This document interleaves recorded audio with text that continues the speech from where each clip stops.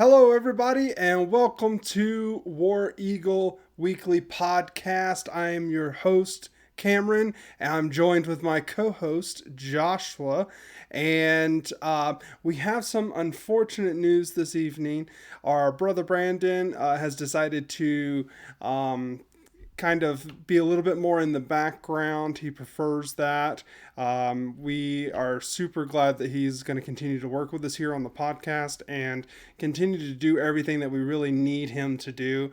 And every now and then he might join us on video, but he is going to be in the background making sure that we get this content to you and helping us out there. We also want to apologize for the delay in last week's podcast episode. Our video editor was out of town and there was some power outages. It was a lot of unforeseen issues, but we are going to be back on schedule this week. We're going to be back on schedule next week, and we're going to be smooth sailing from here on out, hopefully. Josh, how you doing tonight? I'm doing okay. I'm just ready to talk. Yeah. Mm-hmm. Hey, this is the part of the off season that nobody is super happy to have to deal with, No. just because there's so much that isn't happening. So you got to come up with as much of a plan as possible to try to get the listeners some content that really will grab them. And tonight we are going to be looking back at the coaching moves. We've had a ton of coach turnover this year in the second year, and unfortunately it's the fourth year in a row that we feel like we've flipped almost the entire coaching staff. Man, I just want some consistency. That's all Right? I want. It's man, I don't know. It just gets so difficult having to learn all these people. I mean, say what you will about Gus Malzahn, but him having the same defensive coordinator for so many years and everything made it to where your defensive staff and your offensive staff, just a lot of his staff stayed the same. And it made it easy for us because we got to Yeah. know the tendencies of the coaches You as knew what to fans. expect. Yeah. Yeah. So, but we're going to go over all these. We're going to go over off the field departures, off the field arrivals, as well as on field stuff as well. And then we're going to give individual grades to the new hires and then an overall, coaching staff grade for year two. So how about we hop right on in, Josh? How do you feel about that? Let's do it. Okay, awesome. Well, leading off, let's go ahead and talk about one of the biggest losses of the offseason on the coaching staff in losing Trevon Reed, who was our director of recruiting and player relations. He did a lot for the program, and I kind of want to talk a little bit about him real quickly, and just the fact that he was that first person that recruits talked to whenever they got in the building. He had a lot of personal relationship with the players, and I'm sure during the tumultuous seasons we've had recently, he was one of the ones that really probably was there preaching, being an Auburn man and helping us out, Josh. What are your thoughts on Trevon Reed and the loss of him going to UCF right now? Man, it's a lot of mixed emotions. Obviously, as fans, we're sad that he's leaving because he bleeds orange and blue, like literally bleeds orange Mm-hmm. and blue. But you can't be mad at him for leaving because he actually has the opportunity to be an on-field coach for his previous coach in Gus Malzahn. So I mean, it's a super awesome thing for him. It sucks to be an Auburn fan when he leaves, but it hurts more than anything because he never had an issue selling Auburn to these No, recruits. He just did it he because didn't. that's his home. And so everything he said, he believed and knew was the truth. And so the recruits could feel that energy coming from him. And so that's just going to be a super hard thing to replace when you got someone that has so much experience and so much time spent in Auburn. It's just going to be so hard to replace that. Yeah, and I think the biggest thing that we lose with him is not only is he an Auburn man and everything, but he was the highest rated recruit Auburn had seen for quite a For while, quite a while. Yeah. and not only that, but just to as much as we love Trevon Reed, he didn't live up to the 5-star billing, and he could be one of those people that could relate to players, and I would imagine 99% of high school players that come to Auburn, they're feeling big in the britches and feel like they're the bee's knees, and they may not pan out, and so having somebody that has lived through that and just doesn't quite live up to either their personal expectations or the fan expectations, which can be crazy. Auburn fans are um you brutal. know Just period. yeah, they They're can they're be. brutal. I mean, I say they, but we let's be honest, we can. I'm one of the most brutal people, and so are you, but so with Trevon Reed leaving, though, I feel like Hugh Freeze went out and just really attacked the coaching portal, if you will. He's not very proficient in the transfer portal for players, but he's done a really good job at bringing over some talent. And so he replaces Trevon Reed with two different people, really, in essence. Just because, again, Trevon Reed just meant so much to the program, they needed two people to replace him. We got the first hire was Will Redmond, who is GM player personnel, and then Kenyatta Watson. I think I'm pronouncing his name right. I think so. Who is now the director of recruiting research. He comes over from Georgia Tech. Josh, what do you think? Starting with Will Redmond, I know we've talked about him in the past a couple episodes, but speaking real quickly about Will Redmond, what do you think about this hire for him?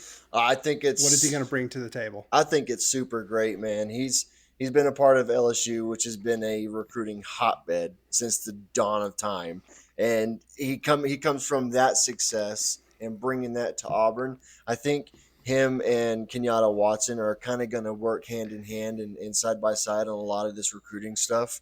Um, Mm-hmm. but Will Redmond's basically going to be in charge of telling Hugh Freeze who's worth his time and who's not. And I think that's going to be huge in saving Hugh Freeze a lot of time in evaluating these recruits. And Kenyatta Watson, man, is just that's the most under the radar hire Auburn has ever made, and it's one of the most under the radar Yeah. hires in college football. And I'm on the Yeah. same boat as Charlie Five because he's super stoked about this guy. I'm super stoked about this guy. This dude knows recruiting. He knows Atlanta, and he's going to just step into Uga's backyard and just start stealing these recruits from him. And I can't be more excited about that. Yeah, speaking of Will Redmond, like you stated, LSU has just always been one of those teams that since Nick Saban was there at LSU, they've recruited really well. But so less important there, in my personal opinion, about Will Redmond, but more so about what he did at Kansas. And you look at yes, he was there a few years back, but he started the ball rolling on what we're starting to see in Yeah, Kansas and them getting talented players. And I think Will Redmond had a lot to do with it. Of course, the head coach is going to have a big say in it, but you can't undervalue what Will Redmond did to get that ball rolling for Kansas. And obviously, we're a much higher profile than Kansas, and so I think he's just going to be a fantastic hire as well. And then Kenyatta Watson. Everybody that covers Auburn is talking about this guy and how much of a coup this was because there were other schools that wanted him, and there was he had his pick of the litter he and really he chose did. Auburn. So I can't say enough good things. He spent 2 years being the Georgia Tech director of scouting and pro liaison. So he had a lot of connection with the players, and that's really throughout his career. His connection with the players and with the athletes have just been outstanding. Yeah, Spent time at FSU and And then previous to that, he helped over 120 student athletes earn college scholarships there in the Atlanta area. And for those of you listeners that may not know, Atlanta and Georgia in general is just a hotbed for Oh the my nation's top gosh. recruits. Just blue And blood after so, blue blood after blue yeah, blood. yeah, and Georgia Tech may not be the flashy team out there getting some high end recruits, but they're kind of secretly pretty good at football. They did a good job. He was one of the people there that brought in Gibbs to Georgia Tech before Gibbs transferred to Alabama. So that's just one of the more high profile players that he was there and probably helped bring to Georgia Tech, and so I think he's a fantastic hire. Oh my gosh, home run. So let's start off and let's go ahead and rate the Will Redmond hire for you, Josh. What are you thinking there? Oh, it's a solid A- for me for sure. Okay. Yeah, I would definitely rate that in the A's. Yeah, I think you're right there. I think it's an A hire as well. Kenyatta Watson, that one I think is probably, even though it's not getting the national media attention that it really should be, I I gotta feel like that one's also an A, Yeah, that's a just double because plus for of me. double plus. Double Okay, plus, yeah, so an that's a A double plus plus for me. plus. It's huge. All right, awesome. Well, let's go ahead and talk about some of the on the field coaches. So first up, let's hit all the offensive side, and let's get rid of the Philip Marshall, if you will, Philip Montgomery, offensive coordinator, getting out. Now, Josh, you from the very start of the season, you were like, we got to get rid of this guy. Did not like him This from the guy is jump. terrible. Show him the door. And you didn't like it at all from this jump. So, hey, kudos to you for seeing that before I did, because I was like, hey, man, you got to give this guy some time. Be patient with him. It's not him. It's not his fault.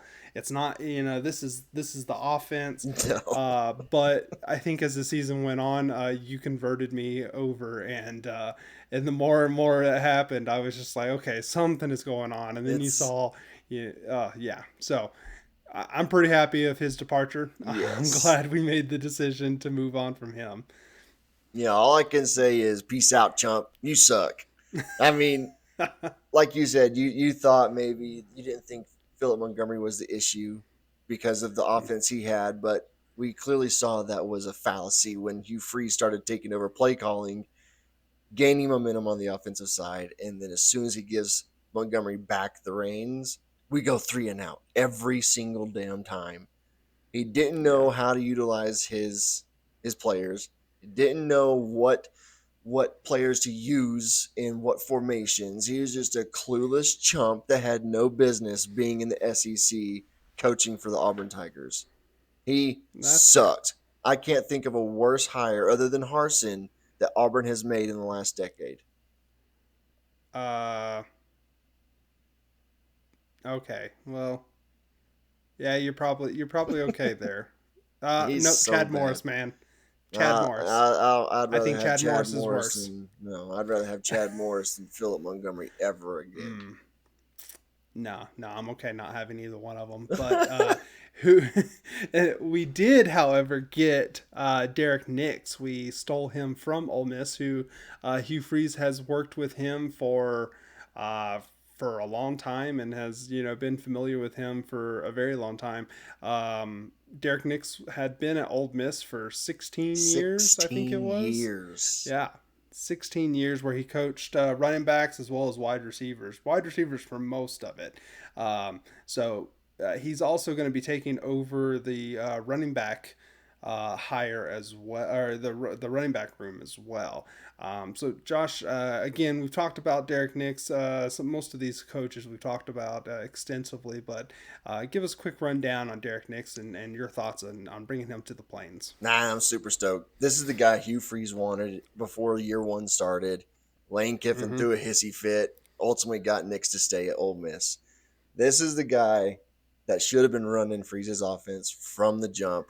He has coached Yeah. under Freeze before at Ole Miss. He knows Freeze and what he wants to do on the offense. And Derek Nix is going to be able to deliver. He knows how to develop his players. He knows how to coach his players. He knows how to relate to his players. He's just it's an A hire for me. Again, he's just it's a home run hire. I feel like from the offensive coordinator standpoint, we really don't know what he's going to bring to the table from that standpoint, personally. It does offer, Hugh Freeze is going to have a much bigger role in this offense this year. And, so I think that kind of factors into my grade. Until we see something, I got to go with a decent B, just because I know that this is the guy Hugh Freeze wanted Yeah, personally. I can understand that. It's hard for me to go over a B right now. I get it. So, well, because Derek Nix is taking over running backs, we ended up having to depart with Cadillac Williams. And man, I don't think there's an Auburn fan out there that I need to tell anything about Cadillac. They're, every single one of us really know who he is, what he means to Auburn, and just the kind of person that Caddy is. Um, Josh, you want to say a little bit about Cadillac real quick? Yeah, I hate that you're going to the Raiders. I hate it. I hate the Raiders. I'm super Josh happy was a for you. Denver fan, I am. I'm a for Broncos those fan, that are wondering. but I hate the Raiders. But I love Caddy, so I'm happy for Caddy. Um, Yeah, Obviously he revived the Auburn fan base last year, and yeah. he got us excited for Auburn football again after 2 years of just mashed potatoes on the sideline. It was terrible. But Cadillac Williams is another one of those guys that just bleeds orange and blue, and Yeah. it's gonna be hard without seeing him on the sidelines again. And I think it's for the best, to be honest with you. He wasn't like the most active in recruiting, but he had his hands in a few of the recruits. He helped recruit Jeremiah Cobb, which was big. Yeah, Jeremiah Cobb was huge. the running back position, whenever Caddy set his sights on a running back, we knew he was going to be good. I mean, I don't Yeah. know of a bad running back he's brought in. There hasn't been one. No, I know this has only been one or So, two guys that he's been the primary recruiter on.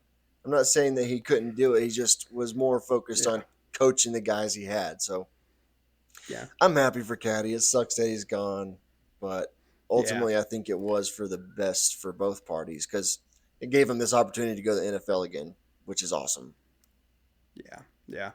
So, let's go ahead and move on. We got Kent Austin, who was hired on to be the quarterbacks coach this year. Now, last year he was an offensive analyst.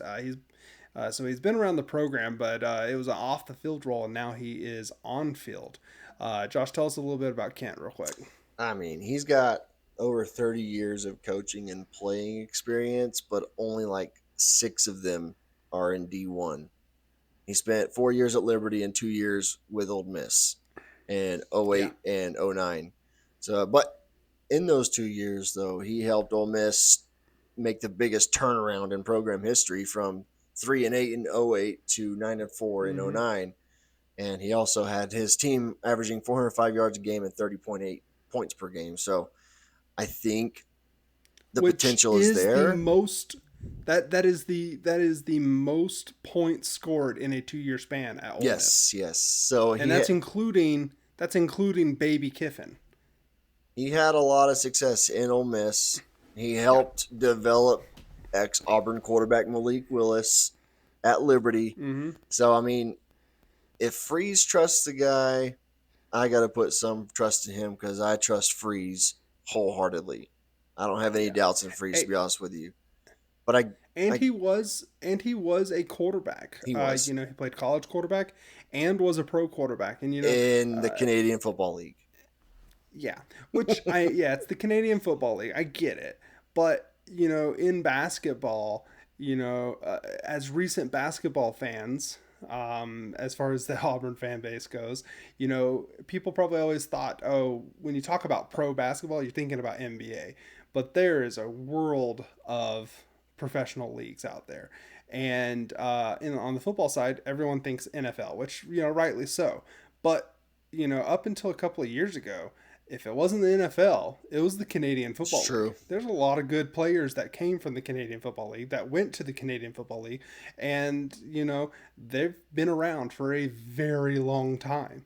So the people up there, obviously love the product, and so I don't care what you say. 11 years in the Canadian Football League is a pretty long professional career, and no matter what, I think that is something that you can't just not rely on. So I think it's a great hire, and I mean I'm okay with it being an on-field position now. I guess I don't know what the difference and what What's your his role grade though? responsibilities are going to be different. My grade, I mean, he's already been on the staff, so it's just a move. Um, Well, it's a we promotion. gotta see. Yeah, it is, and we gotta see. Again, it's just what have you done for me lately? So obviously there's some potential there, and we hope for. I'm gonna give it a B. I Yeah, can't go over a B really. that's higher than me, man. I gave him a C plus, and the plus is because I trust Freeze. That's it. Yeah, I'm yeah. staying optimistic, but I'm still a little skeptical. Yeah. I'm not all in on Kent So Austin right now. yeah, I mean, again, let's see what he does with these quarterbacks. Let's see, if him and Freeze can make some positive movements on the quarterback front because we need some productivity from those guys for sure. Yes, yes, So, let's go ahead and move on to the defensive side. Biggest departure of the offseason, in my opinion, honestly, is the departure of Ron Roberts, who, up until the offseason, I don't think we heard anything bad no, that kind about of him. came out of left field for sure. Yeah, but when you look at what we possibly could have lost because of him sticking around, I'm kind of okay with getting rid of him. But I loved Yes, his defense, man. You and I both are always, defense, first defense, off, defense. we love man. We Yes, love man defense. We love press defense. We were big fans of the Kevin Steele defenses because they huge. were press coverage. If you're gonna get beat, I'd much rather you get beat mano a mano Yeah, and playing an aggressive defense. Um, and Ron Roberts, man, talk about pressure and talking about an aggressive defense. So I really liked the way the defense was called, but if you're not a personality fit with the players or the no, coaches, yeah, uh, you got to get out. You're gonna go. So I'm kind of again I'm gonna have to trust Freeze on this because we're not sitting there in the room. Um, any thoughts on Ron Roberts' departure? yeah. I mean, going back to what you said, if you're not a personality fit, you can't get along with your coaches, you can't get along with your players. You gotta go. I mean, he forced Wesley McGriff to go to Texas A&M. He forced Yeah, Keontae Scott to enter his name into the transfer portal and almost forced Kay and Lee to leave, which, everybody loves Kay and Lee. I love Kay and Lee. I love yeah, Keontae yeah, Scott. But it's the day he was let go, Keontae Scott took his name out of the portal. Wesley McGriff ripped his contract up with TAMU, and Kay and Lee didn't want to leave anymore. So, I mean, you tell me who was the worst to work for, Hugh Freeze or Ron Roberts. yeah. No, it's true. Yeah. So, he took a position on the Florida staff, big step down, linebackers Yes. coach. Uh, so, but I wish him nothing but success because he produced good defense last year, and as a fan, that's all you can really ask Yeah. for. Yeah, we Um, overachieved last year, and it surprised a lot of folks. All I got to say to you, Ron, is adjust that attitude, boy. I guess so. I guess so. Uh, so replacing Ron Roberts is DJ Durkin. A lot of controversy around this hire, Josh. Yeah. What do you think? I mean, I get the controversy. Um, it's happened all throughout the history of college football. It's unfortunate Yeah, we that the talked about player that. died. It sucks, but you can't hold it against him because it just happens. That player knew what he signed up for. Maybe he could have given his players a little more breaks, but besides the point, DJ Durkin is a really good coach, really good defensive minded coach, really good recruiter, and yeah, I think he's just going to be a fit for Auburn. Huge fit. I give that hire a I B plus. I really hope so. I really, his defenses, like you said, they've improved every year Every he's been year. there, and he has brought in, some great talent to the defensive rooms that he's been a part of. I like the fact that he is used to an up tempo offense. He coached with Lane Kiffin. He knows when his offense is going to leave him out and hang him out to dry, which could happen a few times this year. Um, I really, again, talking about the controversy, there's some fans that are still not on board with it. You always hate to see players lose their life, and Yeah, there's never any, well, this and that. It's a tragedy and it sucks, but man, everybody makes mistakes out there in life, and sometimes, it affects other people, and it's just a tragedy altogether. But you got to rely on the fact that there's multiple schools that have hired him since then, yeah, and there's multiple schools that wanted to hire him since then. And we're just the one that ended up hiring him, and you just got to put faith in the fact that they did their homework, they did the review and looked into it, and hopefully, at the very least, no matter what his part in it is, he's a changed man, and has been able to learn from his mistakes and his absolutely. contribution to that tragedy. Yeah. But on the football field, the man knows how to coach defenses. Do we know if he's going to be on the field, or is he going to be up in the booth? I'm pretty sure he's going to be on the field because he's code DC and linebackers coach. Okay. Well, Yeah, no. So, yeah.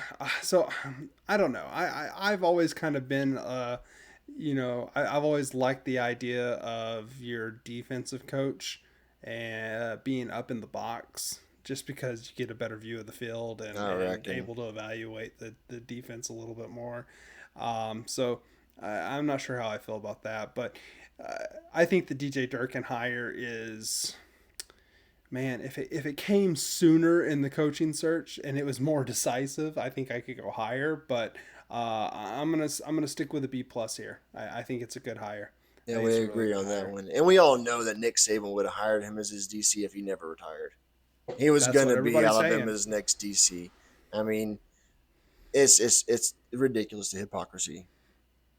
Yeah, I'm all no, in it's on true. DJ It's true. Durkin.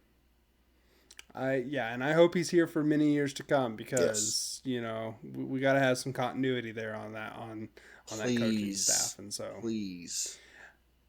Well, because DJ Durkin came in, like you mentioned, we got to keep Wesley McGriff, who coached the defensive backs, the cornerbacks, and so they ended up giving Wesley McGriff the cornerbacks again, and the safeties were coached by Zach Etheridge, Yeah, who ended up departing as well, coaching for Houston now, and I think it's safe to say that was because of his fiance, right? yeah, yeah, yeah. He was coaching. He went to coach for her dad. Yeah. Yeah. So I mean, So, he's a family man, and that's what Auburn's all about. And so I mean, it's just another Auburn guy just leaving the home. I mean, you can't stay home man, forever. Zach Etheridge's story is just one of the greatest stories in Auburn history. So I think I heartwarming. get goosebumps every time I hear it, and um, you know, God had a plan for this man, and luckily he is just, all things point to the fact that he's just a good man that is really out there helping the kids. And Oh, so I absolutely. wish him nothing but the best. And hopefully one day he makes his way back to Auburn in some capacity, because absolutely love Coach Zach. And on top of that, fantastic recruiter as well. Yes. Great recruiter, great coach. I mean, you're right. That story is so heartwarming. It's so Yeah. entertaining to look into. It sucked watching it on the field because we watched it live. It Yep. sucked. It I was hard. remember it. It was hard to see. but I'm glad he remained faithful. He remained strong willed, and just had the strength to actually move on and make something of that accident. It was super awesome. Yep. Yep. Well, replacing Zach Etheridge is Charles Kelly. He hasn't been here at Auburn as a coach in any capacity before, but he played for Auburn and is an Auburn man. So, uh, Charles Kelly, Josh, tell us a little bit about him. I know we've talked about him a lot in the past, but again, one of our new hires. He's going to be co-defensive coordinator as well as coaching the safeties. Yeah, What do you think, Josh?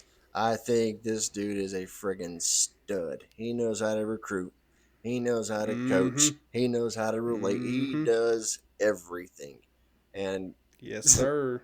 other than um, Kenyatta Watson, this is my favorite hire for Auburn. Wow. Yeah, I mean, Wow. I couldn't be. I'm a little shocked that he agreed to be co DC with DJ Durkin. Even before we knew DJ Durkin was coming, he agreed to be co DC. I was a little Yeah. shocked at that because his resume speaks for itself, and so it's kind of odd to see someone of high stature agree to be, a co-coach with someone else.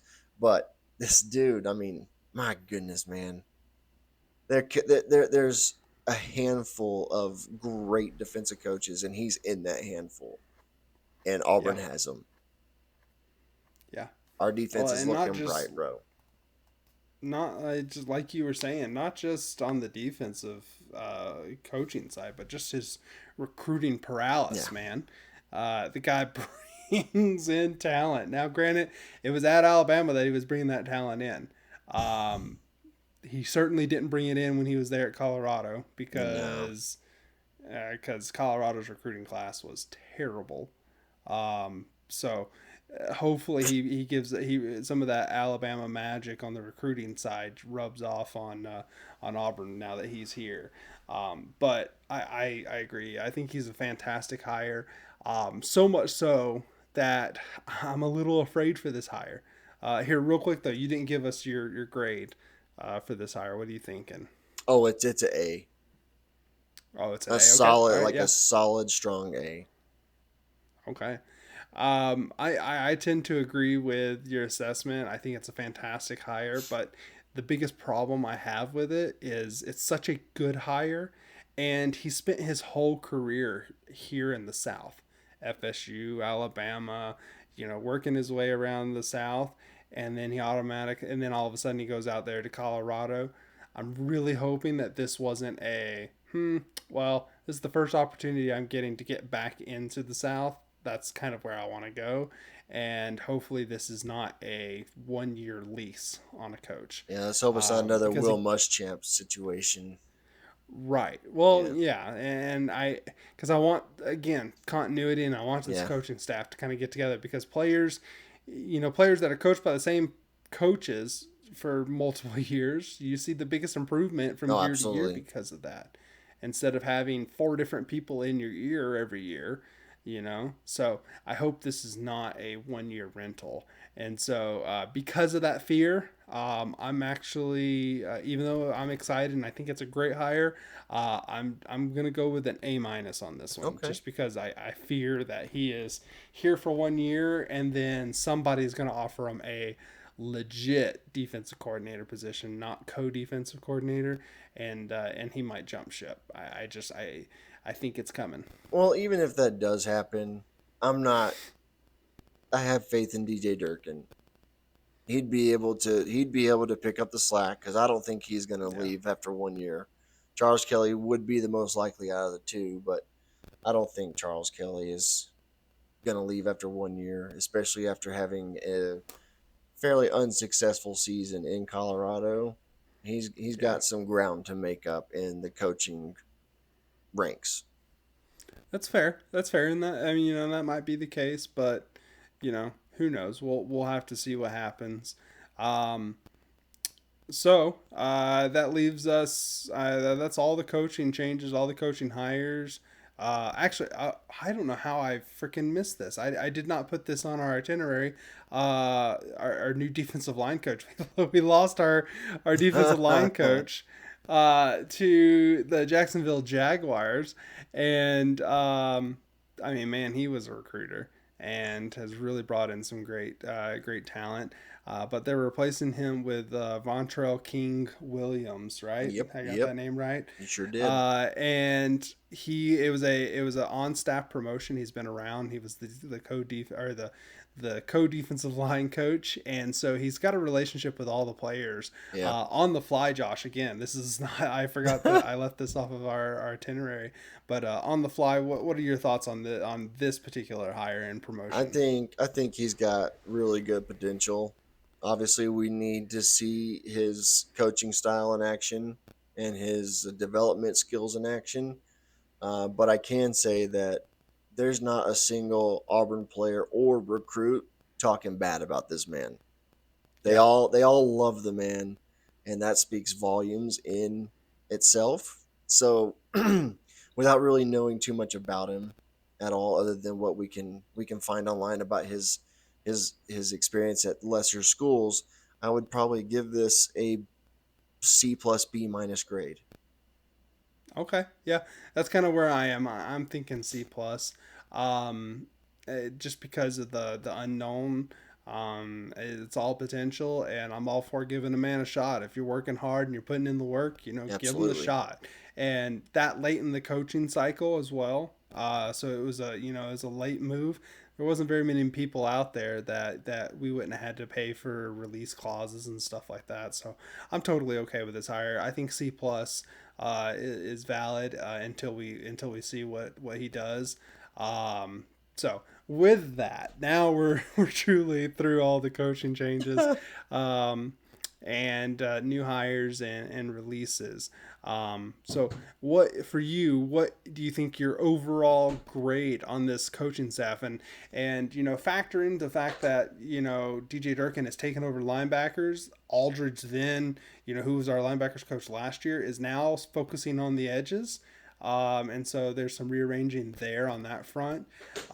So including all of this, the coaching staff as a whole, not just the new hires, but as a whole, what do you think the overall grade for you is going to be on this? Well, in terms of, I have actually have two grades for the hires Okay. themselves and as a coaching staff as a whole. For the hires, it's a solid, I would say B plus A, because they're all really good coaches. They all have potential. There are some unknowns. Well, so I would probably give it a B plus or a B then instead of an A, Oh, because okay. I think there's potential. I think this is a good group that he hired. I'm really excited for him, and as a whole, including all the move arounds and the the fact that Freeze freed up a ton of his time when it comes to recruiting, where he can focus more on coaching. I would say the coaching staff as a whole, as of right now, is an A. There's more freedom for these coaches to do what they need to do, recruit who they need to recruit, and focus on what they need to focus on. Because Freeze even Yeah. admitted last year, he's like, I spent too much time for recruiting, not enough time coaching. That's a huge problem. I mean, I get why he did it. We finished top 7 in recruiting, huge. And so, I mean, this allows so much more freedom for him and his staff to do what they're specifically supposed to be focusing on. Yeah. I think you hit the nail on the head. I'm not going to lump in the new hire. I'm not going to give the two grades. I'm going to give the one overall. But I think you are 100% right in the fact that you have to include Hugh Freeze being more involved on the offensive side, specifically the offensive play calling, is just like a new hire as well, Yeah, personally. And so I personally I got to go with a B, a solid B overall, just because there's some unprovens, there's some veteran coaches that we got coming in, but I think the biggest addition is going to be Hugh Freeze to the offensive play calling. yeah, That is going to make the biggest change this year, and so I couldn't be happier with the moves. We lost a lot of Auburn men, a lot of good coaches, but they really brought in very experienced and very well respected and very good recruiters to replace them. And so I think we had a positive increase and a positive gain at every position except for maybe defensive line. Yeah, Um, in all reality. So I am fairly happy with the changes, and I think this coaching staff is really primed to put together a really good team, a very young team, but a very good team. So very happy with that. absolutely. So, moving off of football, let's go ahead and talk about Auburn basketball. Since our last podcast, we have had one game played. Wasn't the greatest result, unfortunately, but I think we learned a lot about this team, and I think we probably had more answers than or questions than answers come out of it. So, So I say, what the we hell did played. you learn from this game? Because we were we, Well, we were invincible at home and we just got smothered. yeah, I think we learned that we have a big target on our back, and we're Yeah, gonna get everybody's best game. I think that's what we learned. I can see that. I guess. So, Kentucky came out there and once again, slow start on the offensive side, and also slow start on the defensive side. We didn't look like we wanted to go out there and defend. No, it looked like a sloppy game the entire game. Like I I don't know why I watched the whole game. I have a very hard time turning off Mm, Auburn. Very hard time. Doesn't matter if we're getting smashed or we're smashing. I have a very hard time. I'm faithful through and through. Cameron, on the other hand, he gets mad and he'll turn the game off. yeah, But no, I definitely do. I I just, so mm, for me to explain it to the listeners, I'm one of those fans that when Auburn loses, it ruins my day, it ruins my week, it ruins everything, and I'm in a foul mood. And as I get older, and as you have kids and a wife who doesn't quite like that foul mood, you gotta kind of look at things and say, okay, when do I need to cut this off because it's only gonna get worse from here. And so I have a tendency of pulling the plug, especially when I'm expecting a good outcome. And all credit to Van Allen Plexico from the Wishbone podcast. He opened my eyes a couple of years ago when he likes to say, celebrate the wins as much as you, or I'm sorry, oh man, now I'm butchering it. you butchered it. So I butchered it completely. Basically, what he likes to say, and he's actually quoting someone else himself, is um, you got to enjoy the wins more than you hate the losses. Because I used to be one of those people that the losses hurt more than the wins felt good. You know, that's true. I felt And the same way back when. yeah. And so when you have that realization that those losses, they hung with you, and it just made you feel miserable for the longest time. Um, you just got to kind of grow as a person, and thankfully I've been able to do that, and I think I'm better off. I probably have a better blood pressure because of it, but yeah, I do. So I do turn it off. This one I did have to turn it off, and you were like, "Hey man, we just hit a big three," and I was like, "Okay, we cut it within five. Then you go ahead and you tell me, and I'll turn it back on." Never But happened. I just it didn't, and now granted, there was only what 5 minutes left in the game at that point that I turned it off. Yeah. So it's not like I ignored the second half. Cameron, You it know, only so takes 1 second for a team to come back. hey, You it's know true. this. Yeah, but it's not March yet, so those moments are less likely. Come March Madness, man, I'm not turning that game off until the freaking buzzer, because we have seen some crazy finishes. You ain't kidding. New Um, Mexico State in 2019 in Salt Lake, that was such a freaking fun game. yep, Down to yep, the and wire. we were there at that game, and it was just a battle the whole way. And so yeah, Yeah, but it's not March yet. So No, until then, we're almost I'm there. gonna I'm gonna I'm gonna save my sanity. So, but even still, I have some good and I have some bad that we want to talk about. Do you have any good? I know you're kind of Man, I gloom and just doom right now. the only good I can friggin' even see is that we had 5 blocks to their 3. Okay. That's the worst stat to be ahead on when you get outscored 70-59. I don't. Yeah. We shot 18% from 3, bro. 4 Mm. 22. There's a point where you just gotta friggin' stop, and we never seem to get to that point. Denver Jones shot 7 threes and only made 3, and the only other person to Yeah. make a 3-pointer was Chad Baker Mazara. Other than that, Yeah. everybody missed fucking everything. Yep. Now, Is hard. speaking of Denver Jones, though, I actually have him down as a good. He shot poorly, but we need him to step in the point guard position because Donaldson was in foul trouble the whole game.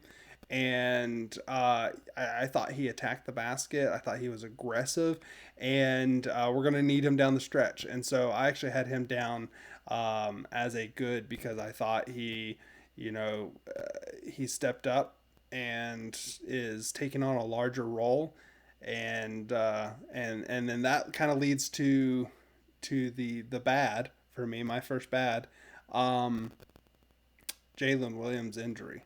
Oh my god. You know, we definitely need Denver Jones to step up now because of that. Yes. He's only Luckily, going to be out for thank one you. game.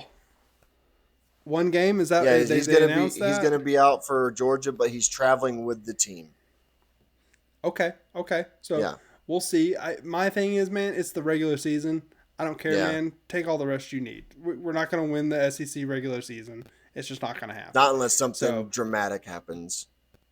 and I don't care about the seeding. We're making March Madness. I really don't care about the seeding in the SEC tournament. I don't care about the seeding in March Madness unless we're a 5 seed.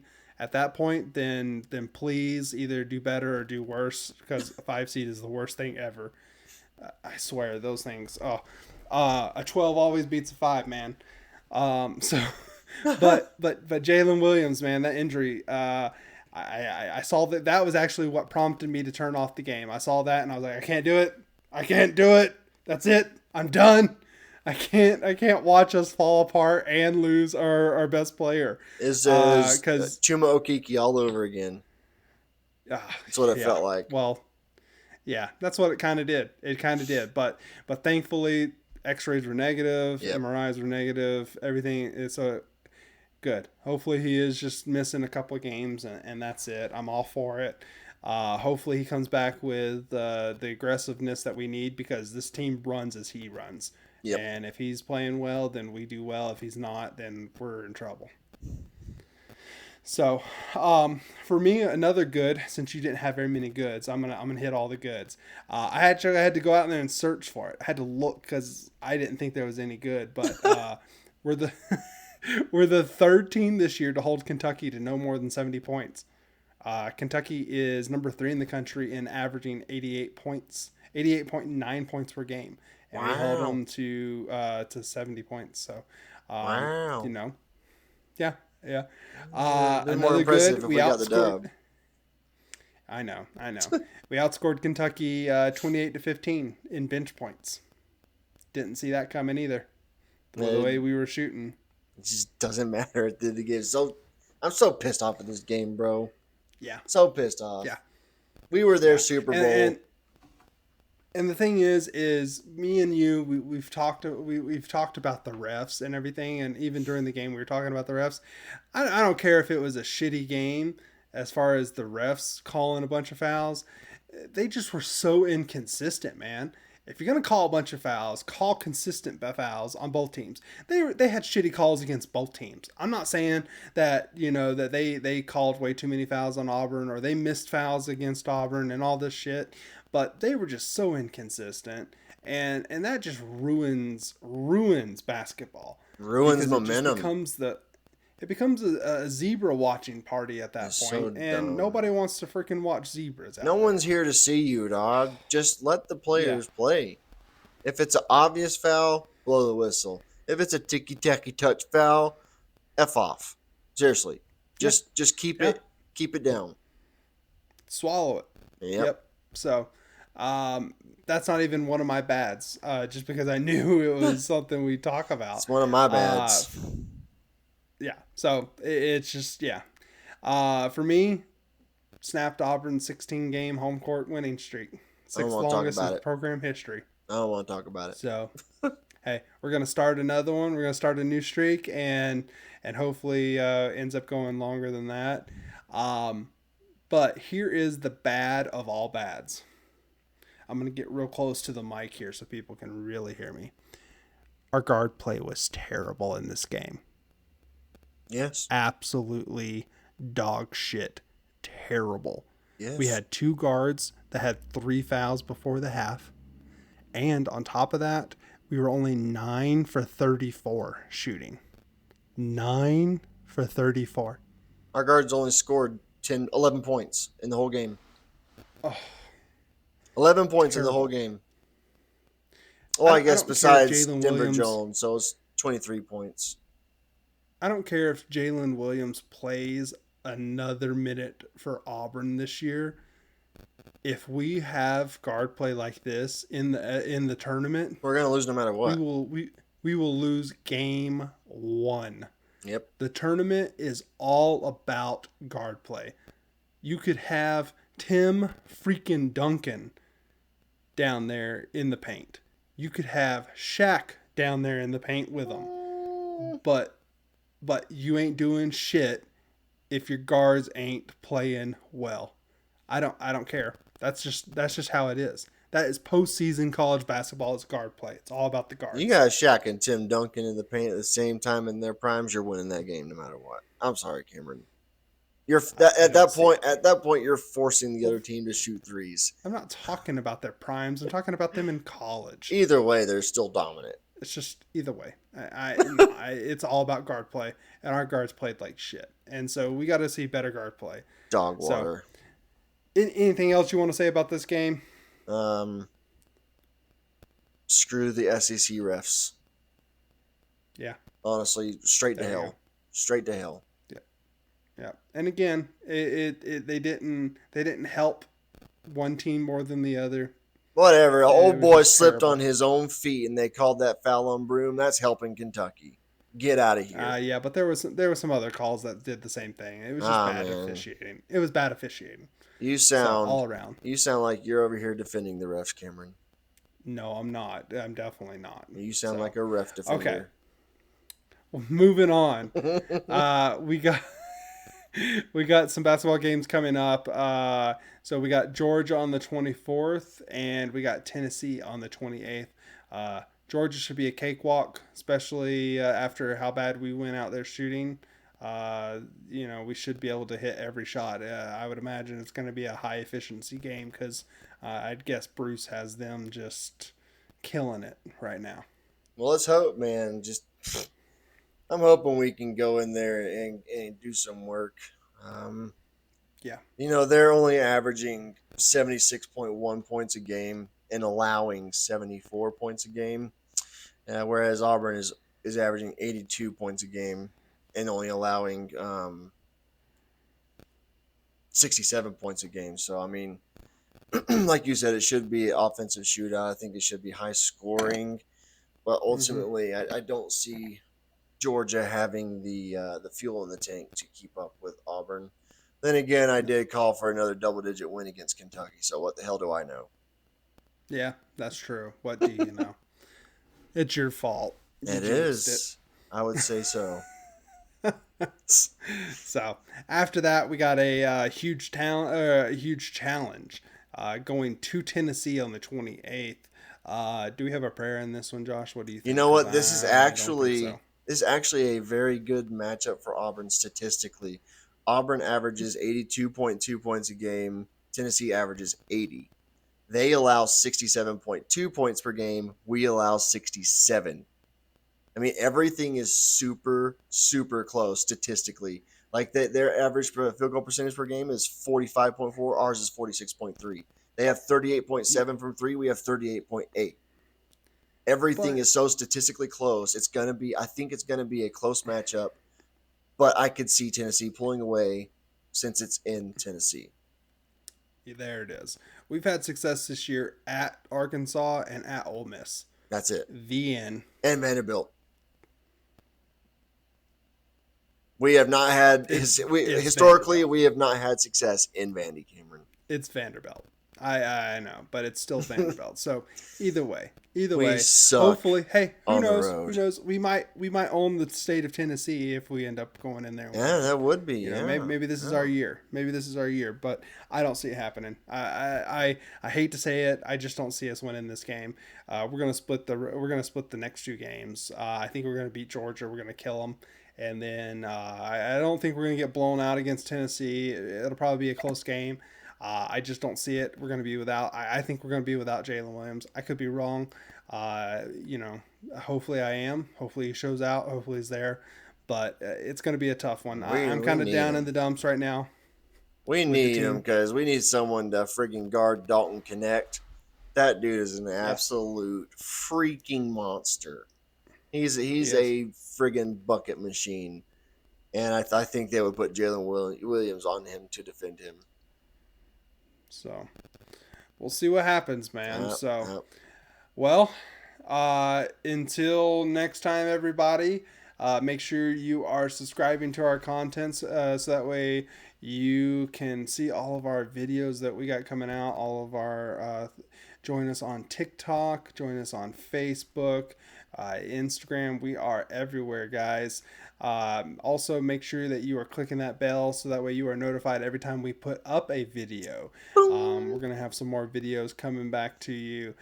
Joshua is busting out some TikToks and YouTube shorts because they are just absolutely awesome and getting a lot of traction out there. So, War Eagle Joshua War and Eagle War Cameron. Eagle everybody. See you guys later.